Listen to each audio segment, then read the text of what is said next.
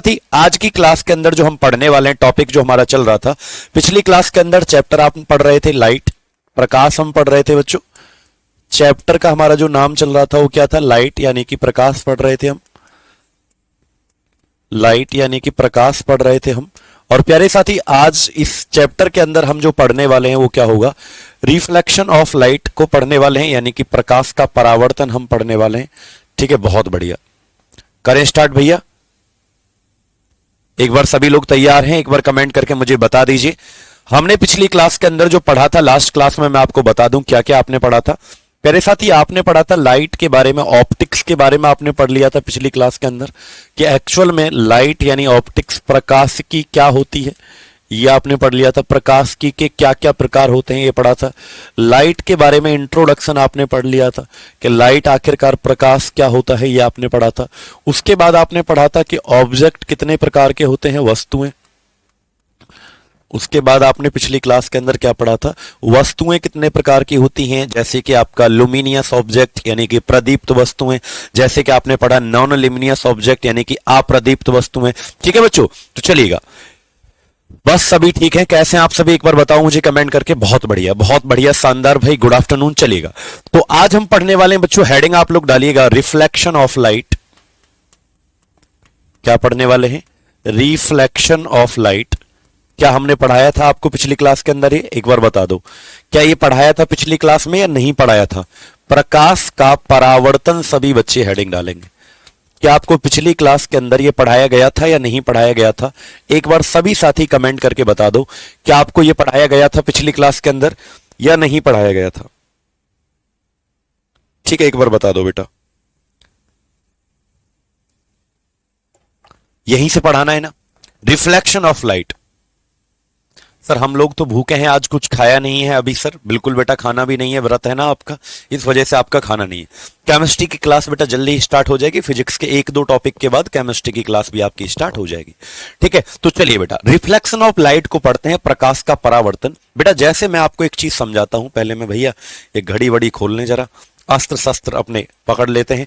चलिए, तो लाइट का रिफ्लेक्शन पढ़ते हैं, परावर्तन क्या होता है। बच्चों आप एक बात जानते होंगे, जैसे कोई बॉल होती है ना, बॉल, और उसको मैं जमीन पर ऐसे जोर से मारूं और वो बॉल बाउंस होके मेरे हाथ में वापस आ जाए, या मैं उसको पकड़ लूं बेटा, तो जैसे कोई बॉल जमीन पर बाउंस होती है यानी टकराती है और टकरा के वापस आ जाती है, वैसे ही लाइट का, प्रकाश का टकरा कर वापस आ जाना, इसी को हम रिफ्लेक्शन यानी कि परावर्तन के नाम से साथी जानते हैं।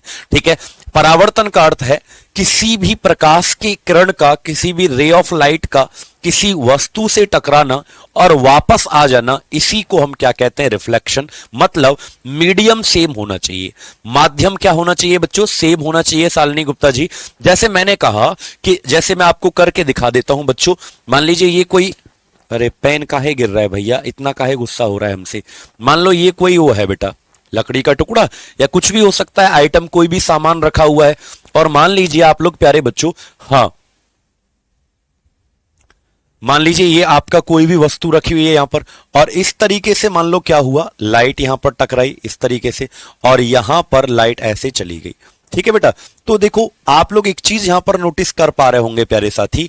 ठीक है, आप लोग यहां पर एक चीज नोटिस कर पा रहे होंगे कि लाइट यहां जो आई थी वो भी क्या था? एयर। एयर का मतलब हवा है, और जहां लाइट गई है वो भी क्या है भैया? एयर है, यानी कि यहां भी क्या है? हवा है। तो भैया जब प्रकाश जिस मीडियम से आ रही है, जिस माध्यम से आ रही है, और जिधर लाइट जाएगी उस माध्यम में दोनों क्या है? सेम। ऐसा है क्या लाइट एयर से आई थी पानी के अंदर चली गई? नहीं चली गई। तो मतलब क्या बेटा? माध्यम जो होता है वो क्या होता है? समान होता है। किसके अंदर? रिफ्लेक्शन के अंदर, परावर्तन के अंदर बेटा मीडियम क्या होता है? सालन जी कब मिले आप हमसे भैया? ऐसे कह रहे हैं सर हम आपसे पहली बार मिले। कब मिले बेटा? ठीक है, तो माध्यम क्या होता है? सेम होता है। साथी याद रखना, याद रखना क्या? द स्ट्राइकिंग, या ऐसे लिख लो the bouncing, the bouncing back of any light ray in the same medium, in the same medium after striking any surface, after striking any surface is called reflection, is called reflection। समझ पा रहे हो बेटा, medium same होना चाहिए। कौन से chapter का प्रैक्टिस सीट चाहिए सृष्टि बेटा आपको? देखो भाई, वैसे तो एप्लीकेशन पर अपलोड कर दिए हैं, लेकिन फिर भी अगर आपको नहीं मिला है तो मेरे आप इस नंबर पर मुझे मैसेज कर देना, मैं आपको पर्सनली भेज दूंगा और ग्रुप के अंदर भी मैं डाल दूंगा। ठीक है, इस नंबर पर आप मुझे मैसेज कर सकते हो बेटा। तो याद रखना, किसी सतह से टकराकर किसी प्रकाश की किरण का, किसी प्रकाश की किरण का किसी सतह से टकराकर, किसी सतह से टकराकर वापस उसी माध्यम में चले जाना, वापस उसी माध्यम में चले जाना, माध्यम में चले जाना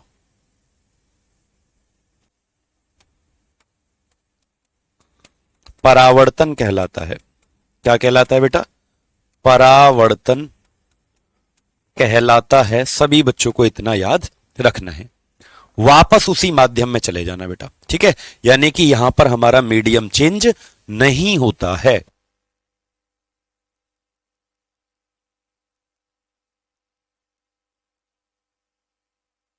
क्या चेंज नहीं होता है बेटा? मीडियम चेंज नहीं होता है, माध्यम नहीं बदलता है। ठीक है, और जो प्रकाश की किरण आती है ना बेटा, जैसे मैंने कहा कि इस जैसे देखो यहां पर कोई कुछ भी रखा हुआ है, एक्स वाई जेड कुछ भी हो सकता है, ऑब्जेक्ट वस्तु कोई भी हो सकती है बेटा, सरफेस सतह कोई भी हो सकती है। ठीक है, जैसे मैंने पिछली क्लास में बताया था ना, ऑब्जेक्ट दो प्रकार के होते हैं, एक आपका लुमिनियस ऑब्जेक्ट होता है प्रदीप्त वस्तु, एक होता है आपका अप्रदीप्त वस्तु। ठीक है बेटा, चलो, और मान लो ये जो प्रकाश की किरण आती है और ये इस तरीके से चली जाती है बेटा, इसको कहते हैं, जो प्रकाश की किरण आती है ना बेटा, इसे कहते हैं इंसिडेंट, इंसिडेंट रे। जो आती है मतलब टकराने से पहले जो होती है उसे इंसिडेंट रे, जो टकराने के बाद जाती है उससे क्या कहते हैं?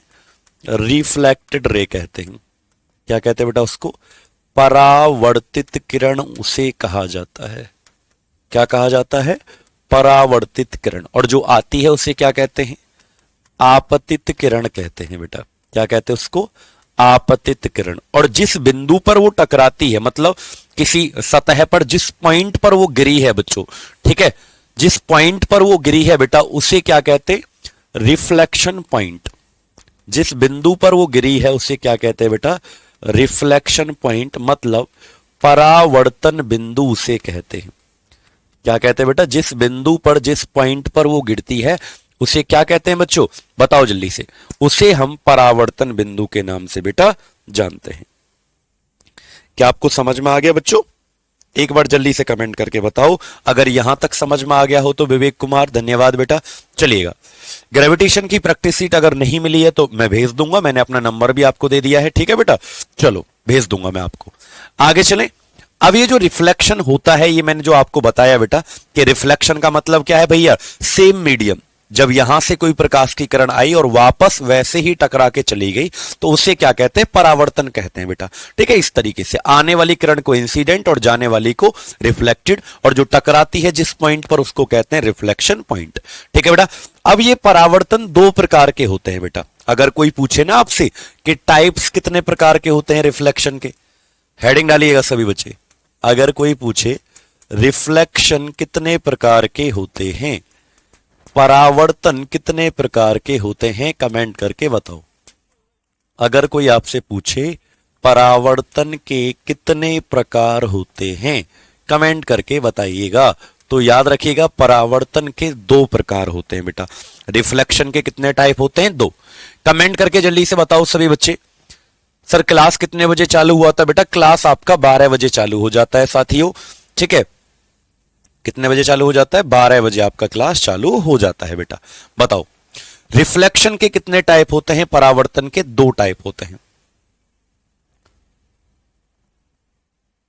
आपतन बिंदु कहते हैं। नहीं भैया, उसको हम परावर्तन बिंदु कहते हैं। आपतन थोड़ी पढ़ रहे हो बेटा, परावर्तन पढ़ रहे हो। रिफ्रैक्शन नहीं पढ़ रहे बेटा, आप अपवर्तन नहीं पढ़ रहे, आप परावर्तन पढ़ रहे हो। ठीक है, हाँ, गलत चीज ना समझा करो बेटा। चलो आगे समझो क्या है। तो रिफ्लेक्शन कितने प्रकार के होते हैं अगर कोई बोले, हाँ नोट करना है साथ की साथ। परावर्तन 2 प्रकार के होते हैं बेटा। ठीक है, आगे चले भाई। देखो आप क्या कहेंगे, इस बिंदु से ही तो वो ऊपर की तरफ गई है, तो इसे रिफ्लेक्शन पॉइंट कहेंगे, परावर्तन बिंदु। इसी बिंदु पर वो आकर भी गिरी है, ठीक है, तो यही क्या होगा आपका इंसिडेंट बिंदु हो जाएगा, यही आपका रिफ्लेक्टेड बिंदु हो जाएगा। रिफ्लेक्टेड पॉइंट और इंसिडेंट पॉइंट उसी बिंदु पर जहां पर वो आई है उसी से वो ऊपर भी गई है बेटा। ठीक है, जहां से वो आई है उसी बिंदु से वो गई भी है। आगे चलें तो परावर्तन कितने प्रकार के होते हैं बेटा, 2 प्रकार के होते हैं। सबसे पहला जो आता है बेटा हमारा, लिखिएगा, हेडिंग डालिएगा, सबसे पहला जो आता है इसे कहते हैं रेगुलर रिफ्लेक्शन। क्या कहते हैं बेटा इसको, हेडिंग डालो, रेगुलर रिफ्लेक्शन इसे कहा जाता है, मतलब नियमित परावर्तन इसे कहते हैं। क्या कहते हैं इसको, बोलो, नियमित परावर्तन इसे कहते हैं। सभी बच्चे हेडिंग डालिएगा, रेगुलर रिफ्लेक्शन मतलब नियमित परावर्तन इसको कहते हैं।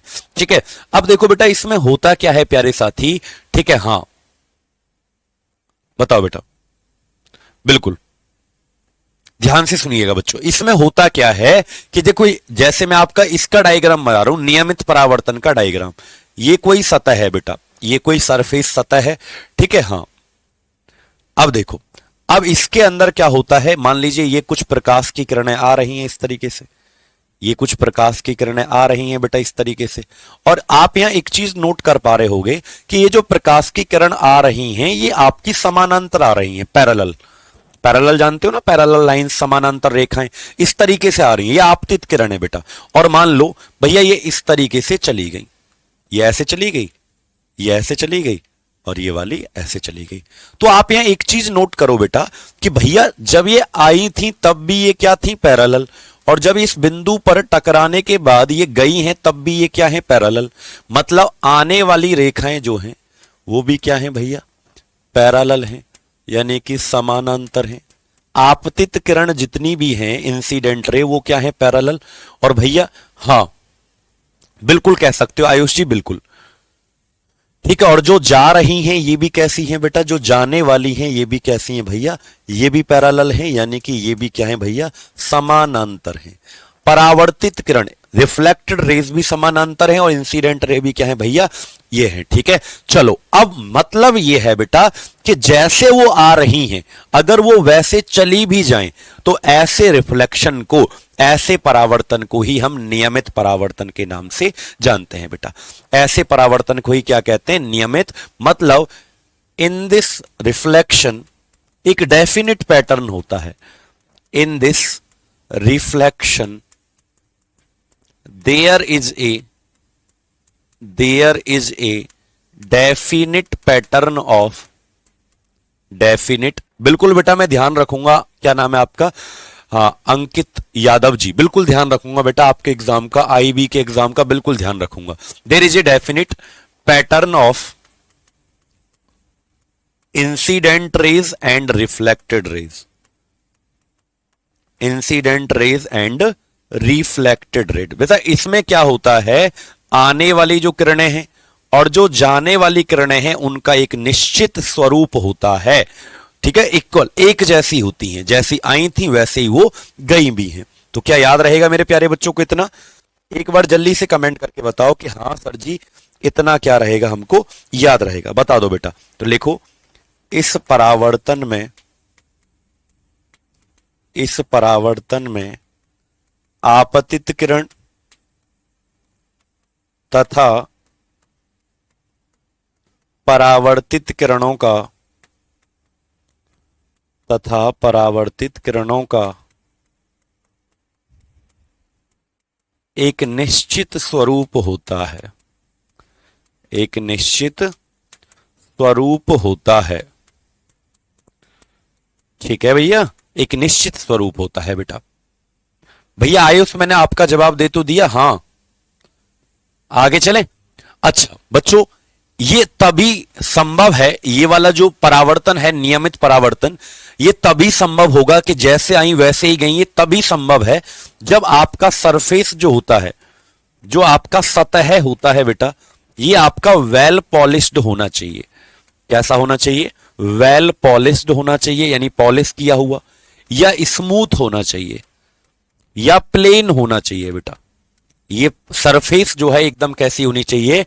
आपका याद रखना, ये आपकी पॉलिश होनी चाहिए, पॉलिश होनी चाहिए, चिकनी होनी चाहिए, चिकनी, या समतल होनी चाहिए एकदम, तभी तो हो पाएगा।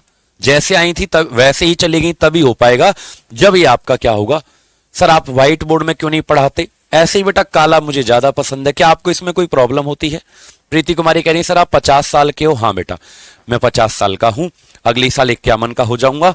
ठीक है, तो आपका ये तभी संभव है बेटा नियमित परावर्तन, जब ये वाली कंडीशन है, ये शर्त है इस चीज की, है ना, इस परावर्तन की ये क्या है? शर्त है। धन्यवाद काजल जी।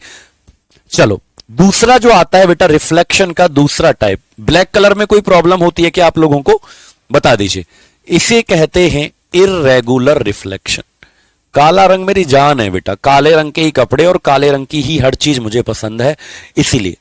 बताओ, तो दूसरा क्या आता है? इर्रेगुलर रिफ्लेक्शन आता है भैया, यानी इसे हम कहते हैं अनियमित परावर्तन। क्या कहते हैं भैया इसको? अनियमित परावर्तन के नाम से बेटा इसे जानते हैं। तो सभी लोग हेडिंग डाल लो, इसी को डिफ्यूज रिफ्लेक्शन भी कहते हैं। डिफ्यूज को भी हिंदी में अनियमित कहेंगे। डिफ्यूज, अगर कोई पूछे ना आपसे कि डिफ्यूज रिफ्लेक्शन के नाम से किसे जाना जाता है, तो आंसर क्या आएगा? इर्रेगुलर को ही। ठीक है, हाँ बिल्कुल रिफ्लेक्शन होगा बेटा। प्रशांता जी बताओ, अगर कोई आपसे पूछे भैया, जल्दी से कमेंट करके बता दो।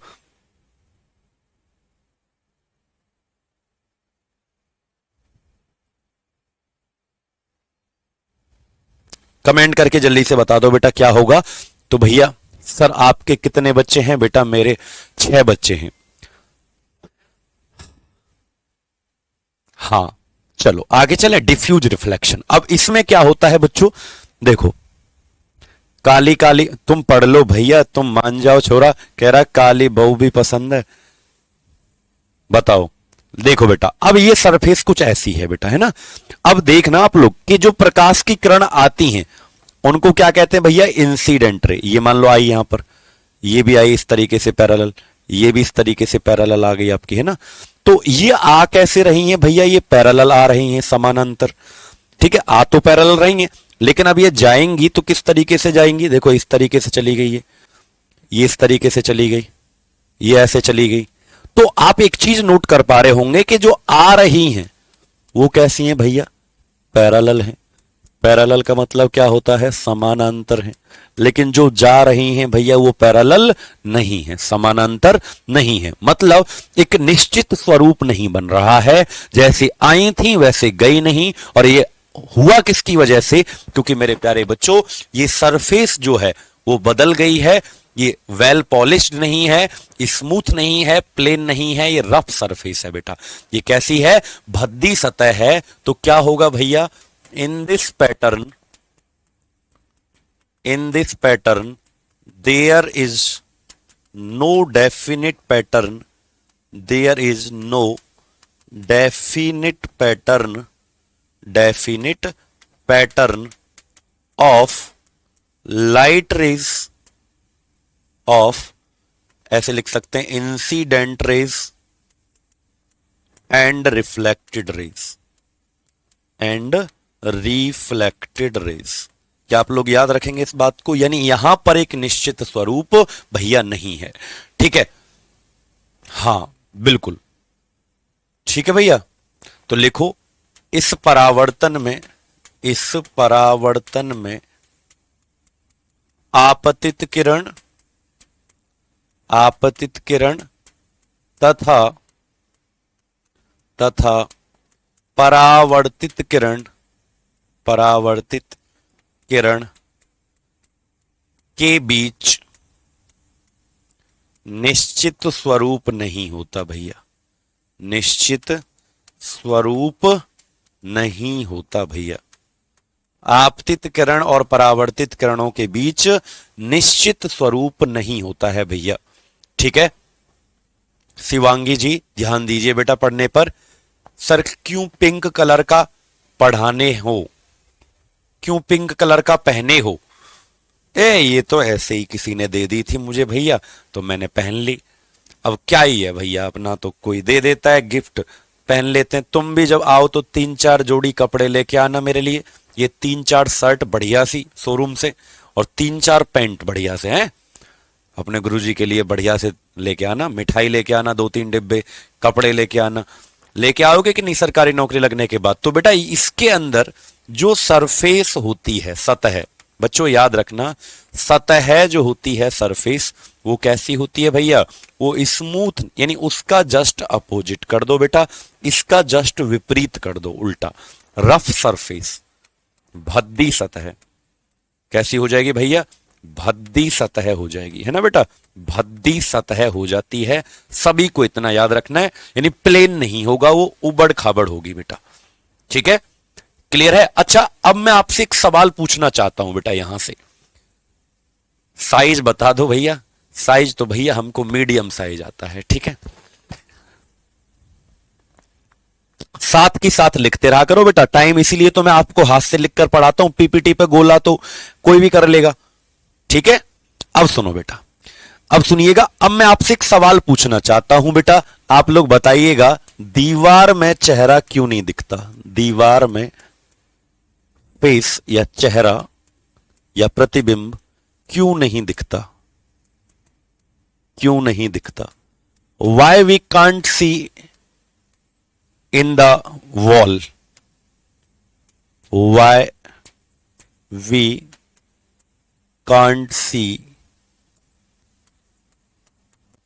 हम दीवार में खुद को क्यों नहीं देख सकते? बताइए, दीवार में हम, जैसे ये दीवार है, अब इसमें तो नहीं दिख रहा, हालांकि लाइट का रिफ्लेक्शन तो इससे भी हो रहा है, लाइट तो इससे भी टकरा रही है। तो अगर मैं इसकी जगह दीवार पर थोड़ा सा शीशा लगा दूं ना, छोटा सा भी, तो मुझे दिखने लगेगा उस शीशे में। क्यों भैया? शीशा लगाते ही क्यों दिखने लग जाता है, दीवार में क्यों नहीं दिख रहा है? ठीक है, ठीक है बेटा, जल्दी जल्दी से बता दो भैया। हाँ बिल्कुल, लिस्ट बना के रख लो तुम लोग, क्या क्या लाना है। लिस्ट बना लो भैया, तुमको क्या क्या लेके आना है।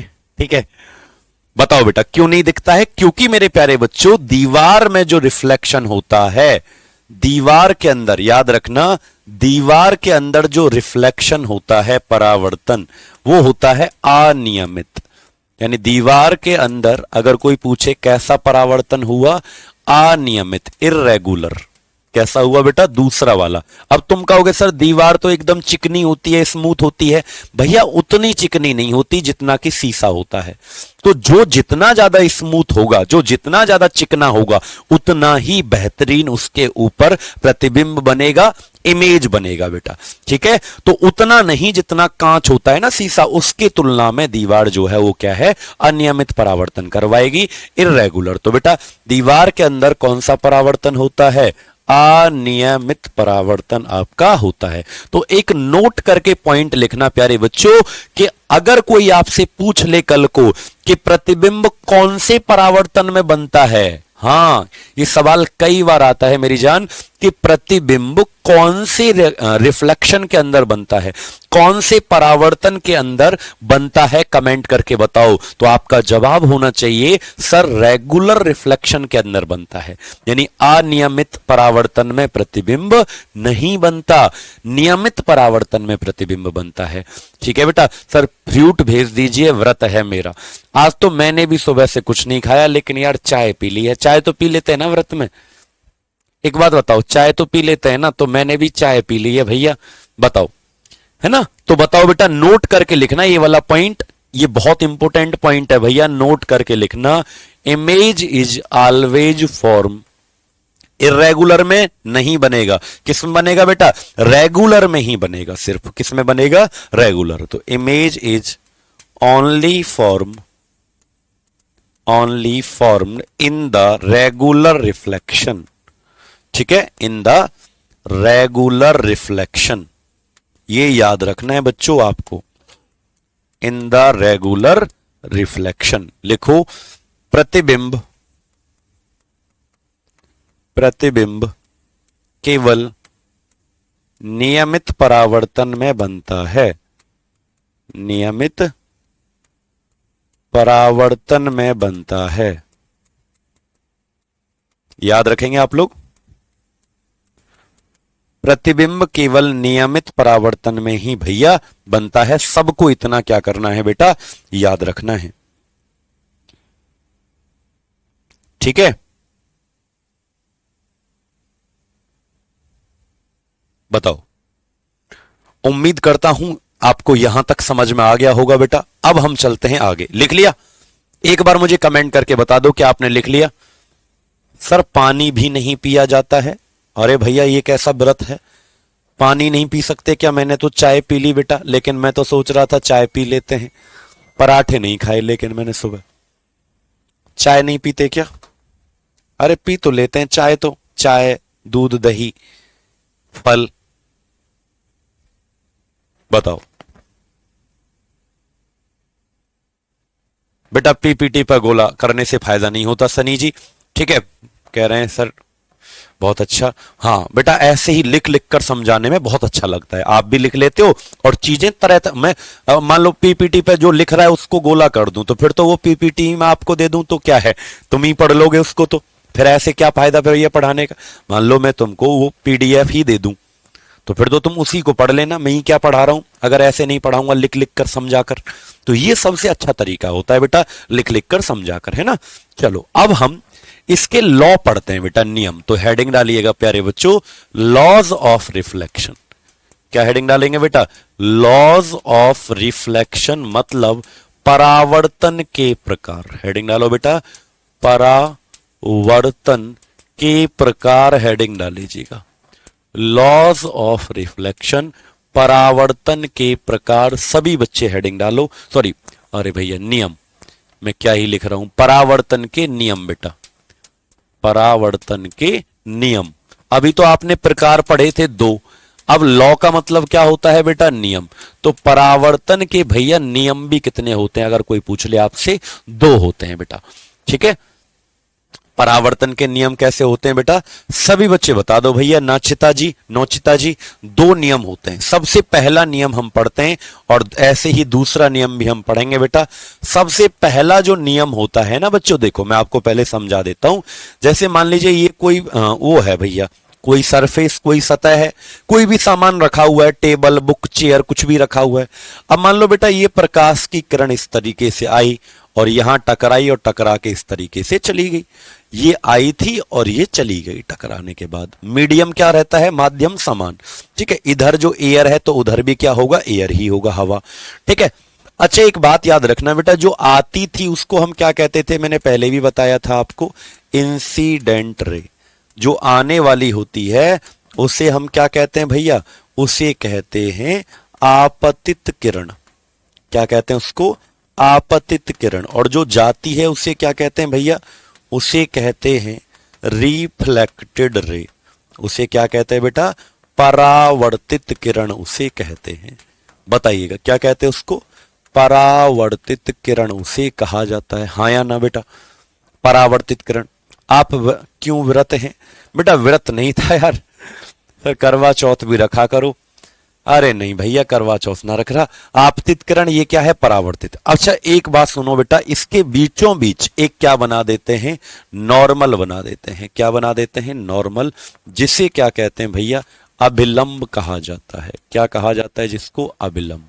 अच्छा ये नॉर्मल होता क्या है? मान लीजिए बेटा ये कोई फोन है, ये कोई सरफेस है, ऐसे मान लो ये सतह है, ऐसे कोई प्रकाश की किरण आई टकरा के चली गई, तो इस सतह पे बीचों बीच में कोई लाइन अगर खींच दूं ना जो दोनों तरफ 90 डिग्री का कोण बनाए। बेटा दोनों तरफ जो 90 डिग्री का कोण बनाती है, ऐसी रेखा को हम साइंस में या मैथ में अविलंब कहते हैं, नॉर्मल। ठीक है बेटा, अब ये जो कोण है ना, ये वाला, इसे कहते हैं कोण आई। कोण आई किस किस के बीच में बनता है? बिल्कुल बेटा, बिल्कुल ले सकते हो आशा यादव जी, बिल्कुल बेटा। देखो अगर मैं पूछूं कोण आई किस किस के बीच में बनता है, तो आप याद रखना आपतित किरण, इंसिडेंट रे और अभिलंब नॉर्मल के बीच में बनता है। अगर मैं आपसे पूछूं बेटा आर, ये होता है एंगल आर, आर किस किस के बीच में बनता है, तो बच्चों याद रखिएगा आर बनता है, ये जो गई है टकराने के बाद, परावर्तित किरण, रिफ्लेक्टेड रे और बेटा नॉर्मल के बीच में बनता है। ठीक है, ठीक है भैया सनी जी, बिल्कुल। तो याद रखना इसे आप क्या कहते हैं, आई को क्या कहते हैं, मैं लिख देता हूं इंसिडेंट एंगल। आई क्या होता है, इंसिडेंट एंगल, इसे आपतन कोण कहते हैं। क्या कहते हैं इसको, आपतन कोण। आर क्या होता है बेटा, आर होता है हमारा रिफ्लेक्टेड एंगल, इसे कहते हैं भैया परावर्तन कोण। क्या कहते हैं इसको, परावर्तन कोण। ये किसके बीच में, देखो ध्यान देने वाली बात यह है, इन दोनों के बीच में आई और उन दोनों के बीच में आर। पहला नियम ये कहता है, हमेशा याद रखना, एंगल आई जो होगा वो एंगल आर के बराबर होता है। इसी नियम को पहला नियम कहते हैं बेटा, इसी नियम को क्या कहते हैं, पहला नियम। यानी कि इंसिडेंट एंगल जो होगा वो हमेशा बराबर होगा किसके, रिफ्लेक्टेड एंगल के। किसके बराबर होगा भैया, इन दोनों के बराबर। यानी आपतन कोण, आपतन कोण जो होगा वो बराबर होगा किसके, परावर्तन कोण के। भैया याद हो गया आपको बेटा, क्लियर है यहां तक, दोनों बराबर होते हैं हमेशा, जितने कोण से वो आएगी। और बेटा देखो, अरे यार जितने कोण से वो आएगी, बस बीच में एक लाइन खींच दो, जितने कोण से वो आती है उतने ही कोण से वो जाती है। बस कोण किससे चेक करना है, बीच में जो लाइन खड़ी है ना नॉर्मल, उसी से देखना है वो कितने से आई और कितने से गई, वो दोनों बराबर होते हैं बेटा। ठीक है, बताओ बेटा जल्दी से बता दो, भोलू यादव जल्दी से बताओ भैया। तो अब दूसरे पॉइंट पर, यानी टोटल कितने नियम होते हैं बेटा रिफ्लेक्शन के, how many rules, how many laws, नियम 2। पहला नियम सबको समझ में आया? जिन जिन बच्चों को पहला नियम समझ में आ गया भैया एक बार कमेंट में लिखो कि जी भैया जी पहला नियम तो समझ में आ गया, भैया दूसरा नियम हमें बता दो। तो दूसरा नियम यह कहता है कि आप यहां पर 3 किरणें देख रहे हो बेटा, 3 रे। एक तो आपकी आपतित किरण है जो आती है, एक जो जाती है उसे क्या कहते हैं, परावर्तित किरण यानी कि रिफ्लेक्टेड, और बीच में क्या है बेटा, एक नॉर्मल। बीच में क्या होता है भैया, एक नॉर्मल। तो आप यहां एक चीज नोट कर पा रहे होंगे मेरे प्यारे बच्चों कि यहां पर ये तीनों एक ही बिंदु पर मिल रही हैं कि नहीं मिल रही, 1 पॉइंट पे ही तो मिल रही हैं भाई। जो आ रही है, जो जा रही है और जो बीच में खड़ी हुई है, वो तीनों एक ही पॉइंट पर होती हैं, एक ही बिंदु पर होती हैं। हाँ या ना बेटा? ठीक है, तो इसी नियम को दूसरा नियम कहते हैं। क्या लिखो, इंसिडेंट रे, लिखिएगा क्या, इंसिडेंट रे कॉमा नॉर्मल रे and reflected ray, and reflected ray all lies on the same plane, all lies on the same plane। ये तीनों भैया एक ही प्लेन पर होते हैं। कौन कौन? आपतित किरण, आपतित किरण कौमा परावर्तित किरण, परावर्तित किरण तथा अभिलंब, तथा अभिलंब, तीनों एक ही समतल पर होते हैं, एक ही समतल पर होते हैं। क्लियर है आप लोगों को ये बात? एक ही समतल पर होते हैं तीनों के तीनों बेटा। ठीक है, क्या समझ नहीं आया बेटा? नचिता को, नचिता को, नच बलिए वाली नचता। ठीक है, तीनों एक ही देखो, आने वाली, बीच में जो खड़ी है और जाने वाली, तीनों एक ही बिंदु पर भैया होते हैं। ठीक है, और ये आपके 2 नियम हो गए, पहला ये हो गया और दूसरा ये हो गया। दोनों को आपको याद रखना है, इन दोनों को हम क्या कहते हैं, परावर्तन के नियम। इन दोनों को हम क्या कहते हैं, परावर्तन के नियम। अब मैं आपको इससे 2 क्वेश्चन करवाने वाला हूं। क्या मैं करवाऊं क्वेश्चन, हाँ या ना? पहला नियम फिर से बताएं क्या? अरे भैया एक बात बताओ, बाबू ले बता दिया। ये कोई है प्रकाश, ये कोई सतह है, कोई कुर्सी, चेयर, मेज, कुछ भी है ये। अब ये कोई प्रकाश की किरण आई और बीच में, बिल्कुल बीचों बीच में क्या बना लो, नॉर्मल बना लो, अविलंब। तो ये जो कोण बनता है ना इन दोनों के बीच, इसे आई के नाम से जानते हैं, आपतन कोण, इंसिडेंट एंगल। अब भैया जब ये आई थी तो ये जाएगी भी यूं करके टकरा के, यूं चली गई मान लो, तो ये जो कोण बना है, ये बीच वाली लाइन और ये जो जाने वाली है, इनके बीच में जो बनता है उसे कहते हैं आर। और ये दोनों बराबर होते हैं हमेशा, यानी आई जो होगा वो आर के बराबर होगा भैया। ये पहला नियम है। अब इसमें कौन सी मुसीबत है, कौन सा मैंने इसमें साइन थीटा कॉस थीटा लगा दिया जो तुम्हें समझ नहीं आया, कौन सा मैंने इसमें ट्रिग्नोमेट्री त्रिकोणमिति लगा दी जो तुम्हें समझ नहीं आ रही है, छोटी सी बात। अब बताओ, अब मैं आपके सामने क्वेश्चन लिख रहा हूं, आप लोग इसे करो भैया, जल्दी से बताएंगे विद इन सेकेंड। कौन बताएगा? 2 सेकंड में इसका आंसर आना चाहिए सबका। तो अभी करो, है ना।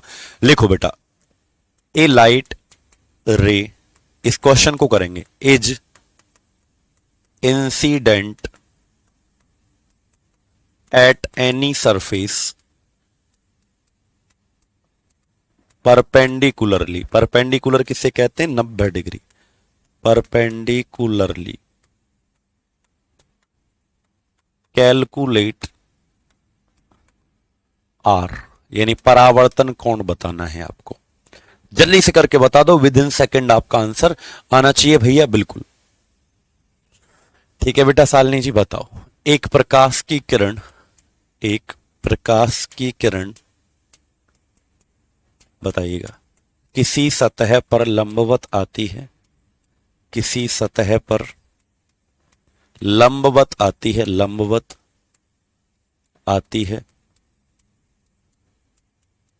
तो आर की वैल्यू आपको बतानी है। आर की वैल्यू आपको बतानी है बेटा, जल्दी से कमेंट करके बता दो भैया। एक ही बिंदु पर होते हैं तीनों और एक ही पॉइंट पर आपके होते हैं।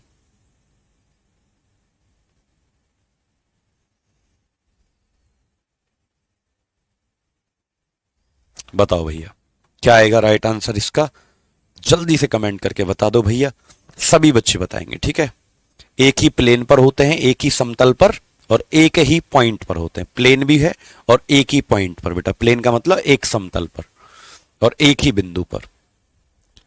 जल्दी से बताओ बेटा, बिल्कुल चेंज कर सकते हो लैंग्वेज पेपर में। एक प्रकाश, देखो सब बच्चों का गलत आ रहा है, जो भी 90 दे रहे हैं ना, इनका खोपड़ा फोड़ दूंगा मैं, पकड़ के बता रहा हूं, बहुत जोर से गुस्सा आ रही है मुझे। देखो भैया तुमने पढ़ा नहीं क्वेश्चन, देखो भैया ये कोई सतह है, कोई सरफेस है बेटा, आपने पढ़ा ही नहीं है क्वेश्चन, तो कैसे जवाब दोगे? कोई 45 दे रहा है, कोई 90 दे रहा है, इनका गलत है, 45 वालों का भी गलत, 90 वालों का भी गलत। ये कोई सरफेस है बेटा, और मैंने कहा कि भैया इंसिडेंट रे जो है, आपतित किरण जो है, वो 90 डिग्री से आती है। इसके ऊपर कितने डिग्री से आती है? 90। तो भैया ऐसे एकदम सीधी आई, ऐसे एकदम सीधी, बिल्कुल सीधी। तो एक बात बताओ, ये क्या है हमारी, ये जो आ रही है ये इंसिडेंट रे है, 90 डिग्री के कोण से आ रही है, यही है आपतित किरण। भाई जो आ रही है 90 डिग्री के कोण से, ये क्या है? आपतित किरण है या नहीं है? हाँ या ना? क्या है ये? आपतित किरण है। अब एक बात बताओ यार, जब नॉर्मल बनाते हैं अभिलंब, तो वो भी तो ऐसे ही बनता है बिल्कुल 90 डिग्री के कोण से, यानी इसी के ऊपर क्या बन जाएगा? नॉर्मल। हाँ या ना? अरे बोलो हाँ या ना? नॉर्मल का मतलब क्या हो जाएगा? अभिलंब हो जाएगा मेरे भाई। क्या हो जाएगा? अभिलंब। तो भैया ये तो दोनों एक दूसरे के ऊपर ही हो गए। जैसे वो प्रकाश की किरण आई थी, उसी के ऊपर आपने क्या बना लिया? नॉर्मल अभिलंब बना लिया।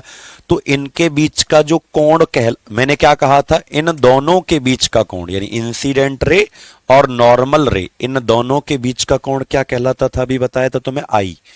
आपतित किरण और अभिलंब के बीच का कोण क्या होता था? आई। अब तो उनके बीच कोण है ही नहीं, वो तो एक दूसरे के ऊपर आ गए एकदम।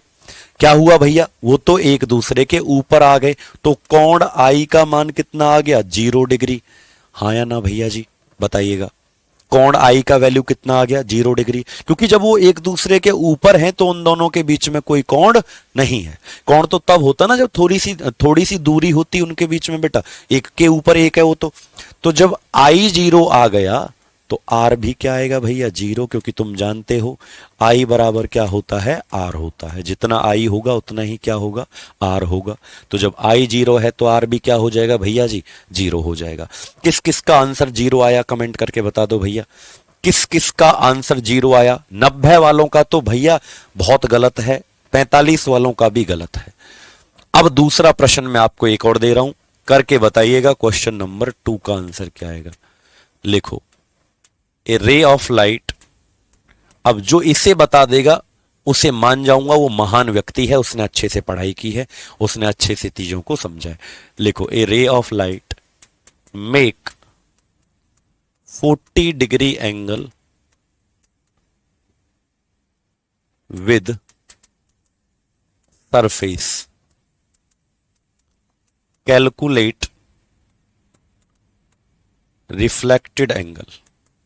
आर की वैल्यू आपको बतानी है, यहां पर भी बताओ। यदि कोई प्रकाश की किरण यानी आपतित किरण है, यदि कोई प्रकाश की किरण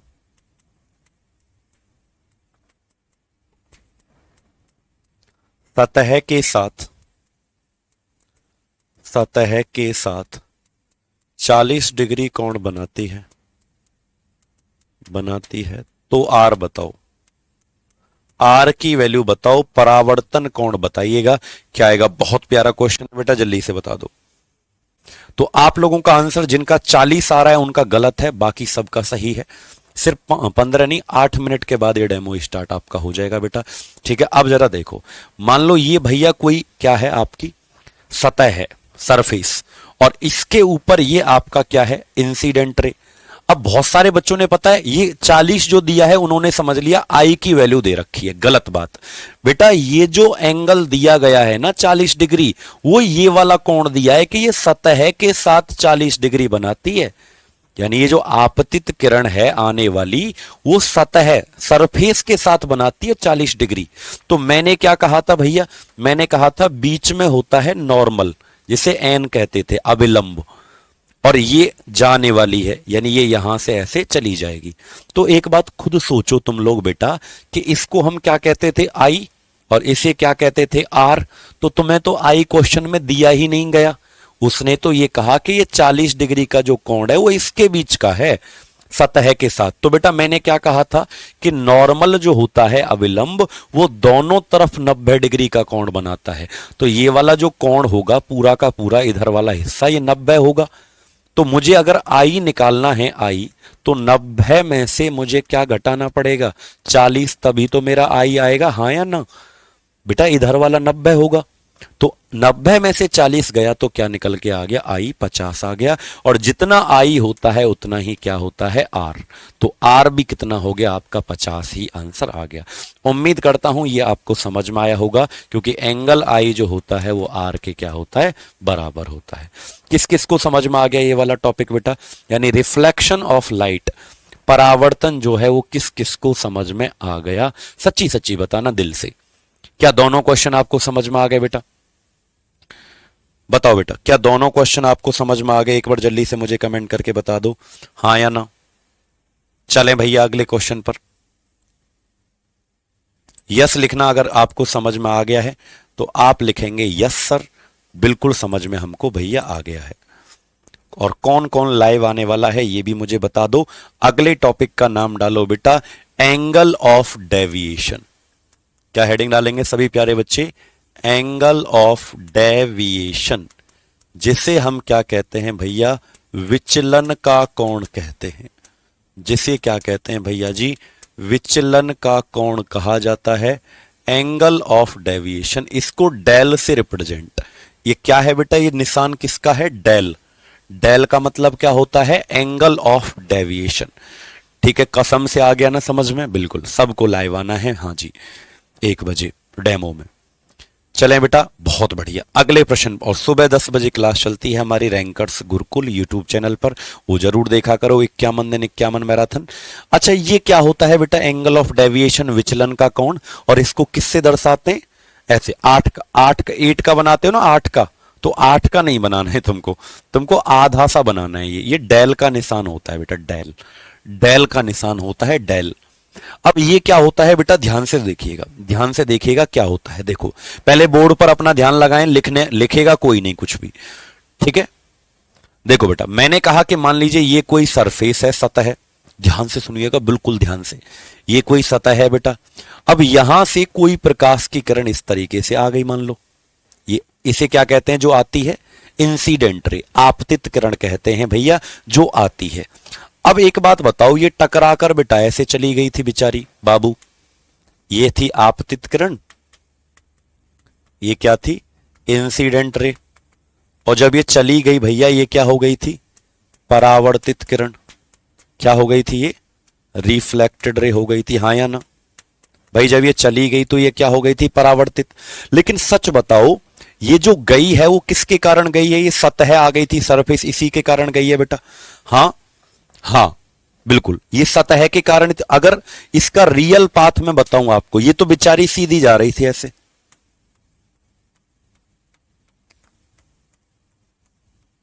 बेटा ये तो सीधी जा रही थी इस तरीके से। लेकिन अब जब ये आ गई, सतह आ गई, सरफेस, तो बेचारी इधर चली गई, टकरा कर इधर चली गई। लेकिन जाना कैसे था इसको, सीधे। तो बेटा अब सुनो ध्यान से क्या होता है, अब सुनो ध्यान से क्या होता है। विचलन का कोण कहते हैं कि ये जो इसका ओरिजिनल, बेटा ये इसका वास्तविक रास्ता है। ये कैसा रास्ता है बच्चों, इसका वास्तविक, यानी इसको ऐसे जाना था लेकिन वो टकराकर चली गई ऐसे। तो बेटा याद रखिएगा, वास्तविक रास्ता है ये, इसका ओरिजिनल पाथ है। क्या है भैया इसका, ये ओरिजिनल पाथ मतलब वास्तविक रास्ता। और ये क्या है भैया, इसका परावर्तित रास्ता, यानी कि रिफ्लेक्टेड। तो इन दोनों के बीच का जो कोण आता है, इसे कहते हैं विचलन का कोण, इसे कहते हैं एंगल ऑफ डेविएशन। बस खत्म। यानी कि अब तुमको समझ में आ गया होगा भैया कि ये एंगल ऑफ डेविएशन कौन कौन सी दो लाइन के बीच का कोण होता है, एक उसका वास्तविक रास्ता और एक वो जिधर चली गई है। उन दोनों रास्तों के बीच का कोण क्या कहलाता है, एंगल बेटा, एंगल ऑफ डेविएशन। तो आप लिख सकते हैं क्या बच्चों, it is the angle between, it is the angle between the real path of light, real path of light and the reflected path of light, and the reflected path of light। समझ पाए आप लोग बेटा, कौन सी दो रेखाओं के बीच, किस किस को समझ, वह सारी है, किस किस को समझ में आ रहा है कि भैया दो रेखाओं के बीच एक वास्तविक रास्ता और एक परावर्तित जो रास्ता है, ठीक है बेटा। हाँ, यह है वास्तविक रास्ते तथा परावर्तित रास्ते के बीच का कोण होता है, परावर्तित रास्ते के बीच का कोण होता है, बीच का कोण होता है। क्या आपको समझ में आया बच्चों, फटाफट से कमेंट करके बताओ। नॉर्मल को ओरिजिनल पाथ में ही कहा, नॉर्मल तो ये होगा, नॉर्मल को छोड़ो, नॉर्मल को गोली मारो, नॉर्मल लो बना लें यार, लो नॉर्मल तो नॉर्मल ही होता है बेटा, नॉर्मल एन, वो तो एकदम सीधा होता, खड़ा एकदम 90 डिग्री पे ऐसे, वो ना तो इसमें होता ना उसमें, कहीं नहीं होता, वो तो सीधा होता है सरफेस पे, सतह पे, ठीक है। देखो बेटा अब इसे कैसे निकाला जाएगा तुम खुद सोचो। देखो ये कोण तो आई होता था, ये कोण आर होता था, तो इसे कैसे निकालेंगे हम, डेल को, ये डेल कैसे निकाला जाएगा खुद सोचिए जरा। बेटा आप लोग गणित में एक चीज पढ़ते होंगे कि एक रेखा पर 180 डिग्री का कोण बनता है ऊपर की तरफ। अच्छा किस किसने ये गणित में पढ़ा है ये वाली चीज कि एक कोई लाइन है रेखा, तो उस पर टोटल तो ऊपर नीचे 360 डिग्री बनता है, 360 डिग्री, लेकिन ऊपर की साइड कितना एंगल बनेगा, 180 डिग्री है, हाँ या ना। तो बेटा इन तीनों को अगर मैं इसको जोड़ दूं, यहां से लेकर यहां तक जोड़ूं, तो ये तो 180 डिग्री होगा पूरा पूरा ऐसे, इस लाइन पर पूरा कितना बनेगा, ये 180। लेकिन मुझे तो सिर्फ ये चाहिए, मुझे इनसे क्या मतलब है। तो अगर मुझे डेल निकालना है तो मुझे 180 में से किन दोनों को घटाना पड़ेगा, आई और आर को मुझे घटाना पड़ेगा। इन दोनों को जोड़कर घटा दो 180 में से, तभी तो ये निकल कर आया। भाई ये यहां से यहां तक 180 है और डेल मुझे निकालना है डेल, तो इन दोनों को घटा दो 180 में से बेटा, खत्म। बस अब इसको मैं ऐसे भी लिख सकता हूं, आई को आर, भाई ये दोनों तो बराबर होते हैं, आई और आर तो बराबर होते हैं, तो इसको मैं 2i भी लिख सकता हूं, 2i।